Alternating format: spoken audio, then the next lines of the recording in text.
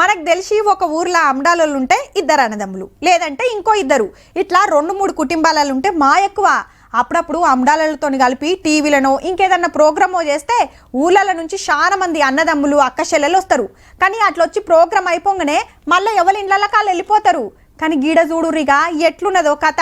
ఆమ్డాల పుట్టినోళ్ళు ఇద్దరుంటేనే అందరం వాళ్ళ గురించే మాట్లాడుకుంటాం. అసొంటిది నిజామాబాద్ జిల్లా చెందూర్లా ఓ ప్రైవేట్ స్కూల్లా 20 మంది కవలలున్నారు. అంటే 40 మంది. అందరు సుతా నిమిషం 2 నిమిషాల ఆల్చంతో పుట్టినోళ్లే. ఏమనే చిన్న అనుకుంటారు, నన్ను పెద్ద అనుకుంటారు. నేనే ముందు పుట్టాను కానీ నన్నే చిన్నదా అని అనుకుంటారు. అన్న చెల్లె కొందరైతే అక్క తమ్ముడు కొందరు. ఇక ఇద్దరు ఆడవిల్లలే, ఇద్దరు మగ పొరలే ఉన్నోళ్ళుండ్రు. సేమ్ టు సేమ్ ఉండే వరకు కొందరిని గుర్తుపట్టుడే కష్టమబ్బా. ఆడుకునేటప్పుడు ఎప్పుడన్నా గానీ కన్ఫ్యూజ్ అవుతారు మా దోస్తులు. దినాం చూసే టీచర్లు సుతా తికమక అవుతుండ్రట. క్లాస్ లో మిమ్మల్ని గుర్తుపడతారా?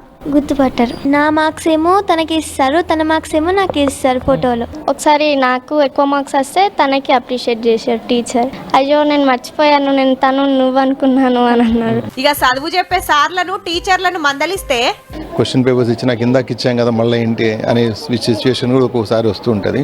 ఒకళ్ళ నోట్స్ ఒకళ్ళు తీసుకురావడము, ఒకళ్ళు బోర్డు మీద ఒకటి రాసి టీజ్ చేయడము, ఇలాంటి ఫ్రెండ్స్ తో జరుగుతూ ఉంటాయి. కానీ ఒక్కింట్లోనో ఒక్కూర్లోనే 2-3 కుటుంబాల ఆమ్డాలుంటేనే చిత్రం. అంటే ఒకటే బడిలా 40 మంది కవలలు చదువుడు చిత్రమైన ముచ్చటే.